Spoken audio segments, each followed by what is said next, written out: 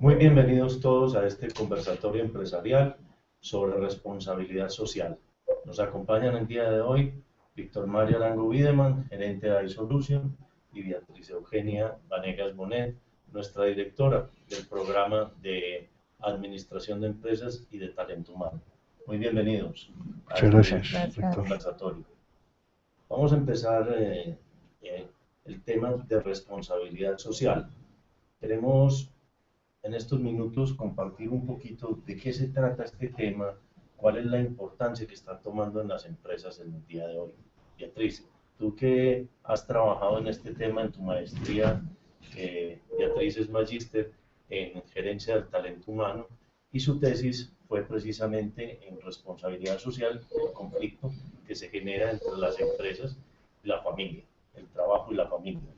¿Estoy equivocado, Beatriz? No, estás bien. Es importante entrarnos en una definición de lo que es responsabilidad social y luego mirar unos elementos de conflicto entre vida laboral y vida familiar.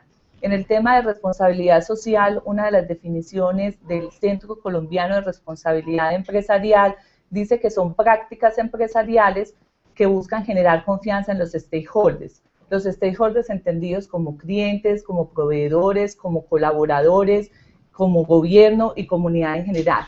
En ese sentido, en esa definición de responsabilidad social, hoy en día cambia un poco frente a lo que se decía que el objetivo básico financiero de todas las organizaciones era generar rentabilidad y valor a los accionistas. Ahora con este nuevo concepto no solamente es generar rentabilidad y valor a los accionistas, sino también generar valor y rentabilidad a los stakeholders, es decir, a los grupos de interés y a todo el entorno social que representa la organización. Entonces, ya no hablamos solamente de unos activos intangibles, sino también de unos activos tangibles, en este caso las personas, en las cuales es importante considerarlas como fuente de ventaja competitiva sostenible. En esta vía, entonces, en el concepto de responsabilidad social, entra a formar parte de importancia lo que es la sostenibilidad de las empresas en el largo plazo e igualmente la sustentabilidad. No solamente una empresa sólida por la legitimidad y poder que adquiere, sino también por el reconocimiento social y el impacto que genera en el medio. Víctor, en nuestra experiencia en el medio, en el trabajo con las empresas, en la práctica, en el mundo real, ¿cómo ves que se está implementando estos temas de responsabilidad social? Sí, rector. Realmente es muy frecuente ya ver en empresas importantes, grupos económicos, e inclusive en empresas medianas y pequeñas, el desarrollo del concepto. Por definición, la responsabilidad social empresarial es una contribución activa y voluntaria por parte de las empresas en el mejoramiento económico, social y ambiental. Y eso tiene detrás varios elementos que impactan muy fuertemente. El primero es la competitividad misma de las empresas, como decía Beatriz, porque eso lleva a que las empresas sean sostenibles en el tiempo. Segundo, un tema de valoración, porque siempre sabemos que cuando lo que hay detrás es un objetivo de generación equitativa de riqueza, armónica, teniendo en cuenta todos los grupos de interés de la empresa, pues hay muchas personas interesadas en que las empresas tengan éxito. Y por último, el tema de generación de valor. Entonces, uno ve que, lo vemos muy frecuentemente en nuestros clientes, el interés, por ejemplo, de desarrollar estrategias muy claras para que además de todos los grupos de interés que están fuera, como los proveedores, los clientes, el capital humano de la organización tenga no solamente un perfil integral, sino una armonía de sus vidas. Siempre se ha pensado, hay personas que pueden llegar a pensar que el desarrollo personal y familiar pueda eventualmente reñir, eventualmente pues con el desempeño de las personas, y realmente no es así. Yo conozco un caso muy cerca de una compañía donde trabajé en el pasado que se llama Interkin, el grupo AkzoNobel, que le ha trabajado muy fuertemente al desarrollo social, responsabilidad social empresarial, y por ejemplo han llegado a cosas muy sencillas, y es que adecuan los horarios de trabajo dependiendo de las necesidades de las personas. Entonces, una madre de familia, por ejemplo, que tenga un hijo pequeño, no tiene ningún conflicto con el trabajo. Entonces, esas estrategias finalmente logran que la gente rinda mejor en el trabajo, tenga un compromiso mucho mayor con la empresa y tengan unas vidas personales mucho más plenas. Entonces, yo diría que en general, más que una moda, yo diría que es una necesidad que se ha venido imponiendo en el medio, que pone, digamos, en armonía la competitividad, la valoración, todo el tema de generación de valor, dándole, digamos, a la sociedad una contribución muy tangible. A ver, yo tengo como una idea, o digamos, en la lectura uno ve cómo va evolucionando el tema de responsabilidad social. En un principio podríamos decir que fue como muy asistencialista, o sea, como más de simplemente de la empresa darle como para no meterse en problemas y que no le armaran sindicatos o cosas de este estilo dentro de la misma organización. Pero hoy en día uno ve que hay un enfoque como más estratégico en el cual las empresas han entendido de pronto que al conservar el talento humano, que en cierta manera es conservar el conocimiento que tiene la empresa, hay una relación muy importante entre las actividades o el plan estratégico de responsabilidad social con conservar ese conocimiento. ¿Ustedes cómo lo ven? ¿Hay una relación ahí directa o todavía estamos aquí en Colombia en una etapa un poco más asistencialista? Pues como usted lo dice, rector, el tema de responsabilidad social viene evolucionando. Antes se consideraban como una serie de prácticas o políticas dentro de la organización que generaban un impacto social. Hoy en día tiene que verse de una manera más estratégica y en el actuar de todas las personas de la organización como algo estratégico y de responsabilidad social en todos sus frentes. En el tema de las empresas, lo que se busca con este tema de responsabilidad social es incrementar el clima dentro de la organización, que haya un buen clima, que haya una potencialización de ese ser humano y ese capital humano que se tiene y aumentar el tejido social. Entonces pienso que hemos pasado un poco de la filantropía a temas un poco ya más elaborados y avanzados para mirar y complementar ese actuar socialmente responsable con unas prácticas o políticas que permiten armonizar, como decía el doctor Víctor, o conciliar esa vida laboral y esa vida familiar. Creo que se ha venido avanzando, hay mucho también por estudiar y complementar, pero ya existen estudios, incluso desde el IES Business School de la Universidad de Navarra, un modelo de empresa familiarmente responsable, en el cual ellos proponen unas políticas, unos facilitadores y una cultura que permite impulsar esas prácticas de responsabilidad social y que también ayudan a conciliar esa vida laboral y familiar. Incluso uno ve cómo ha venido cambiando el lenguaje. Hace 40 años se hablaba de la fuerza laboral, de las relaciones laborales, la persona que manejaba en las empresas, el tema era el jefe personal. Se miraba a la gente como un recurso. Hoy en día el lenguaje ha cambiado mucho. Se habla de capital humano, se habla de gerencia del conocimiento. Digamos que es una toma de conciencia muy profunda sobre el valor que tiene el ser humano en la empresa y lo que representa eso en términos de conocimiento. Uno ve, por ejemplo, Bancolombia, que es un gran cliente nuestro, extraordinaria empresa. Conozco, por ejemplo, que hay cargos donde denominan a las personas socio. Es como el reconocimiento de que ya no es una transacción entre una empresa y un empleado o un trabajador, sino que hay un reconocimiento explícito de que tenemos una relación de reciprocidad donde ambos ganamos.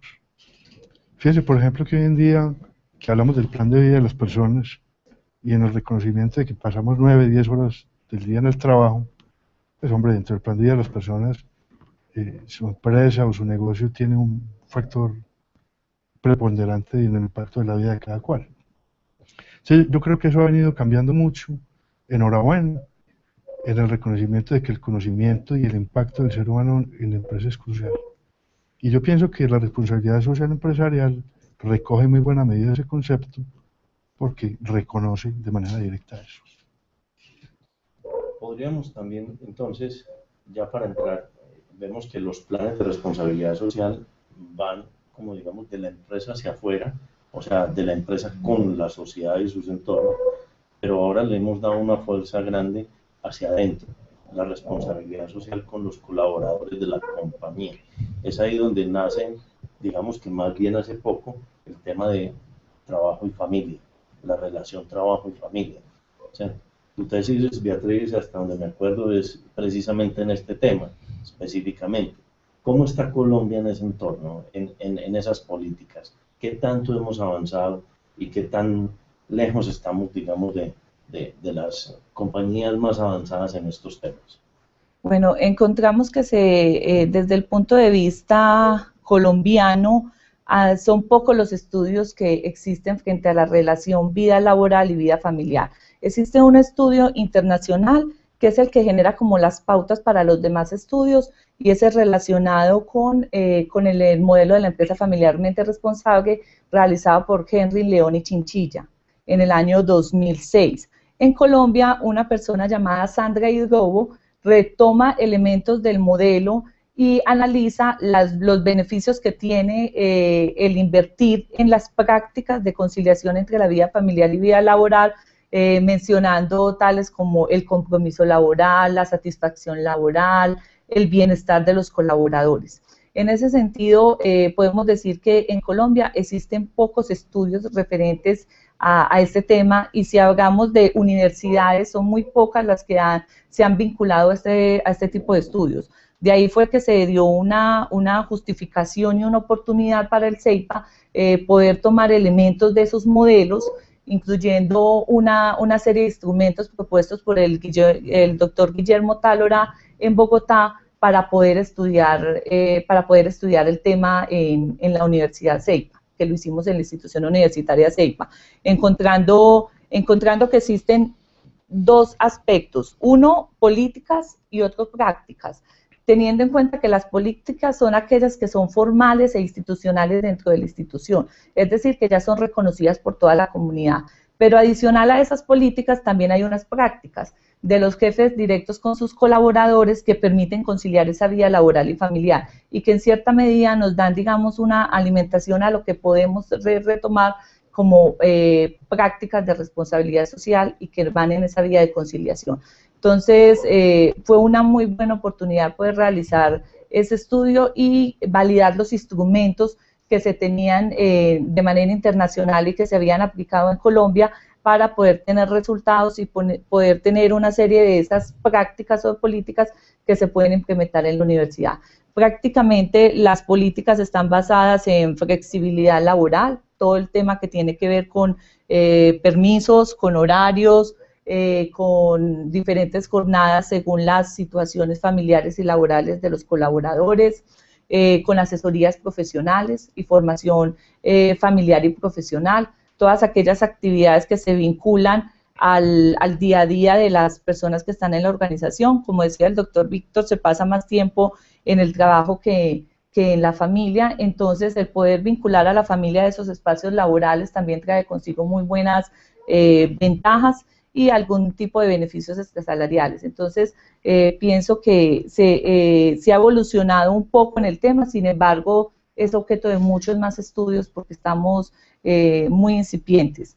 Es claro que la normatividad también trae unas políticas gubernamentales, tales como, por ejemplo, el permiso, la licencia de maternidad, el permiso para cuando nace un hijo para los padres, la lactancia. Es decir, hay unas prácticas ya identificadas, pero es importante retomar esos esfuerzos que se han hecho a nivel internacional para poderlos aplicar según las condiciones de cada empresa a las necesidades de sus colaboradores.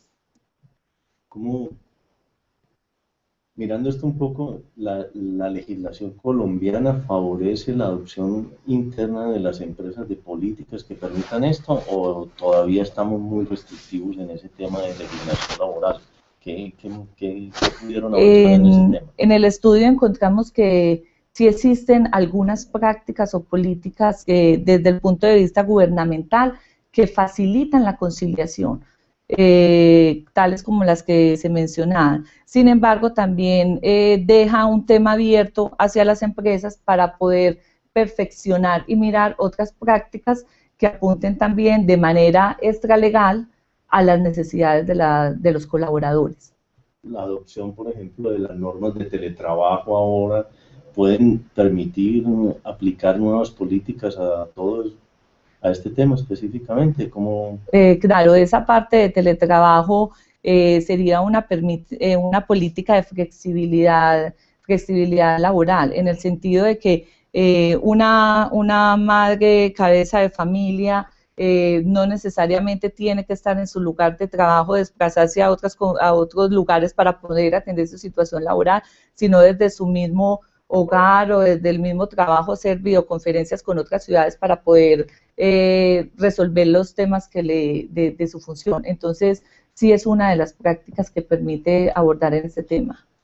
Hay un tema que yo quisiera tocar, me parece fundamental, y es el papel de las instituciones educativas y de las universidades en la formación de los futuros directivos del país, ¿cierto? El CEIPA Constitución tiene dentro de su principio rector específicamente declarada la formación integral como un pilar, digamos, fundamental de la educación.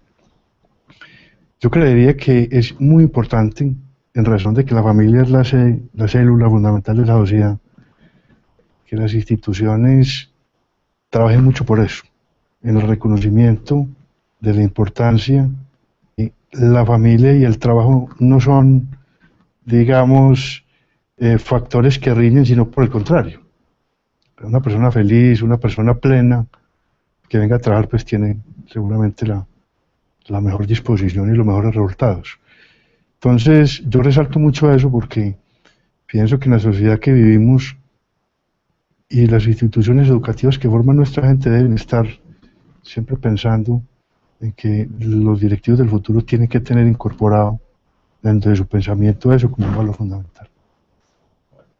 Y ahora, obviamente, con la incorporación de todas estas tecnologías de información y todo esto, nos permiten romper las barreras de tiempo y espacio. Entonces, cosas como el teletrabajo, la educación virtual, las reuniones virtuales, una serie de elementos que nos permiten colaborar, flexibilizan un poco el factor tiempo y espacio como tal.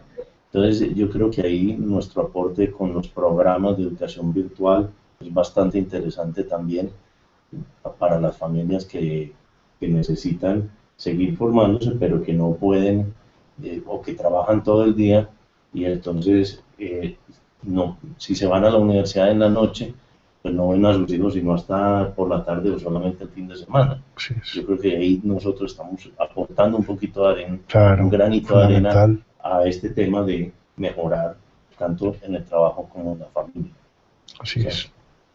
Sí. A ver, Beatriz, cuéntanos más estrategias que debería adoptar una empresa para mejorar su relación trabajo y familia.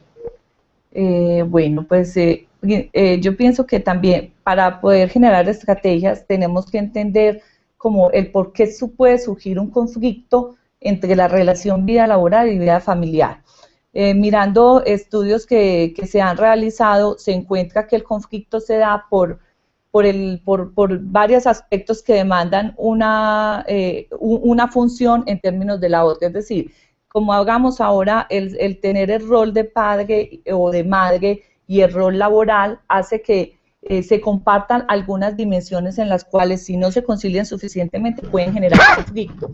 Aquí en estas definiciones de conflicto encontramos que se puede dar por tres factores o tres formas que trabaja Greenhouse y Burel, que son el tiempo del trabajo que interfiere en la familia o el tiempo de la familia que interfiere en el trabajo, la atención, es decir, el estrés y el agotamiento que puede surgir de la familia hacia el trabajo, del trabajo hacia la familia, y el comportamiento que adquiero en el trabajo no me facilita llevar el rol de la familia o el comportamiento que adquiero en la familia no me facilita llevar el rol del trabajo. Entonces, si entendemos cómo puede generar el conflicto en esas dimensiones, también podemos entender otras estrategias que permiten armonizar esas situaciones en tiempo, en tensión y en comportamiento. Entonces, algunas políticas o prácticas que se podrían dar en esa vía y que hemos comentado es jornadas laborales flexibles. Es decir, un permiso para que las personas que tengan una persona mayor en su familia o con una situación de discapacidad pueda entrar un poco más tarde y salir un poco más tarde, o trabajar más intensamente en la semana y no los fines de semana, porque vemos que en algunas organizaciones los sábados también hacen parte de la jornada laboral. Podemos hablar también de formación. Eso es ineludible, que en el momento en el que se habla de formación frente al estrés, frente a la diversidad, frente a la atención de asuntos familiares y laborales de una manera armónica, que realmente eso no lo vemos fácilmente en la empresa o en las universidades, también va a permitir llevar y compensar esa armonía entre esa vida laboral y esa vida familiar. Les estaba comentando que uno de los aspectos importantes es conocer la cultura de la organización, porque esta cultura puede convertirse en un impulsor de esas prácticas o en un freno de esas prácticas. Y aquí es importante alinear los intereses de la organización con los intereses de los colaboradores y también conocerlos muy bien.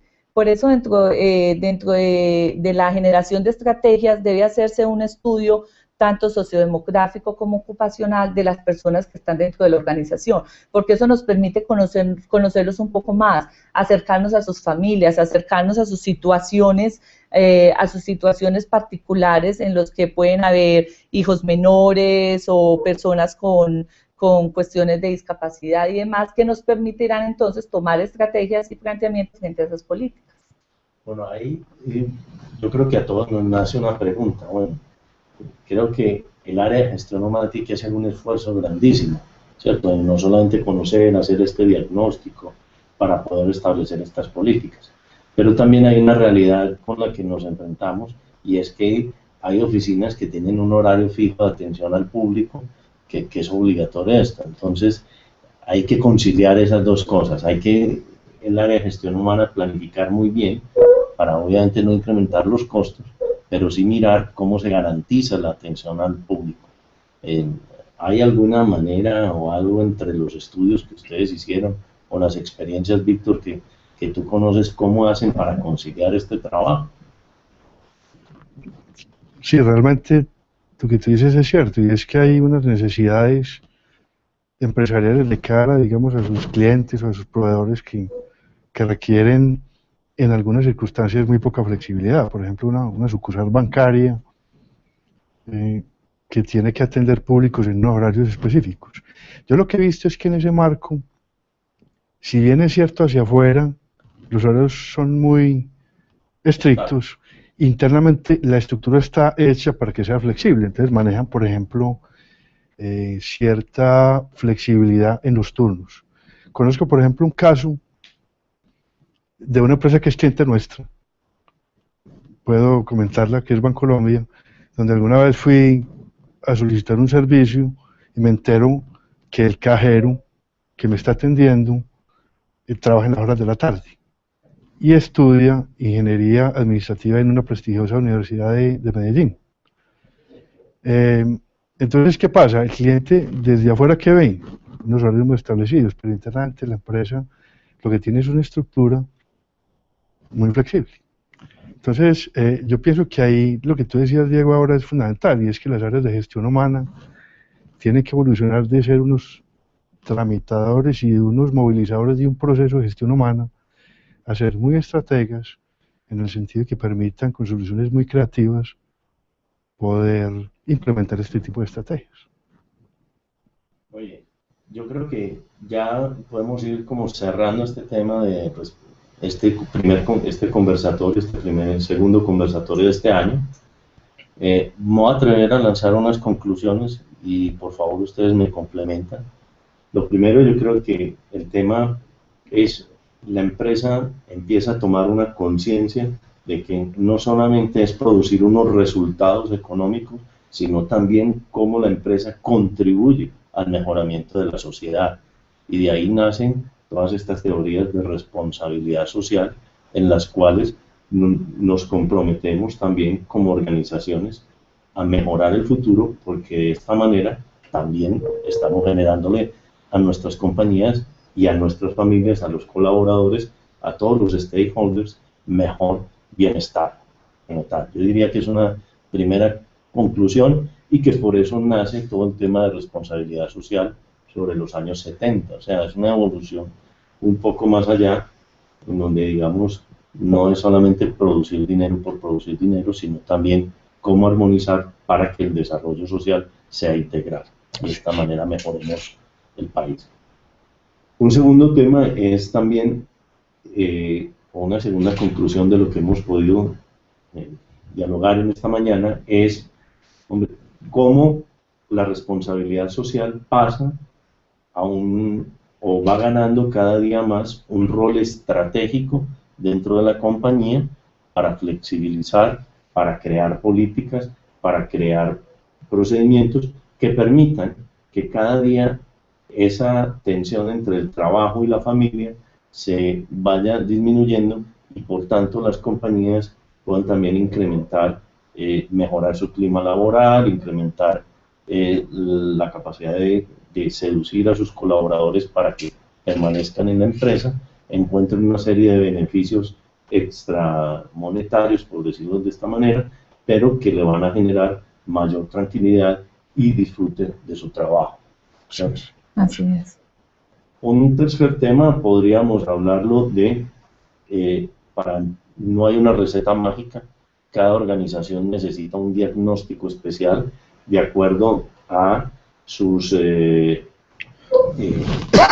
políticas, al servicio que presta, a cómo debe prestar o cómo debe atender a sus clientes, y entonces hay que partir de un diagnóstico muy claro, de conocer a nuestros colaboradores, de conocer cuáles son sus necesidades y particularidades para poder establecer estas políticas y procesos. A ver, Beatriz, ¿qué más se me queda por ahí en el tintero? No, yo creo que ahí está completamente resumido lo que se espera de la responsabilidad social: compromiso, satisfacción de los colaboradores, bienestar y mejores condiciones de confianza para todos sus stakeholders. Pienso que con esto queda completamente resumido el tema de responsabilidad social y su importancia en el medio. Podríamos decir que tal vez una cuarta conclusión es que no es una utopía, sino que es una realidad que se está imponiendo, que ya encontramos una serie de ejemplos. Víctor mencionaba de Bancolombia. Nosotros sabemos también, por ejemplo, conocemos el Hospital Paulino Uribe, es otro ejemplo, inclusive certificado por una agencia o una organización sin ánimo de lucro, lo que se llama Más Familia en España, que tiene ya todo un modelo de certificación. O sea, estamos ante una realidad, pero también esta realidad ya empieza a tomar forma, a estructurarse, y cada día se convierte en un tema fundamental. Yo creo que esto resalta algo muy importante, y es el papel de la persona dentro de la organización, el valor como personas, que estamos, digamos, recuperando después de una década, digamos, en donde hablábamos de recursos humanos, hablar de colaboradores, de personas, la importancia del crecimiento personal para el desarrollo no solamente de la empresa, sino de la sociedad y de un país como Colombia. Así que muchas gracias a ustedes, a los que nos acompañaron el día de hoy, que nos verán en el futuro.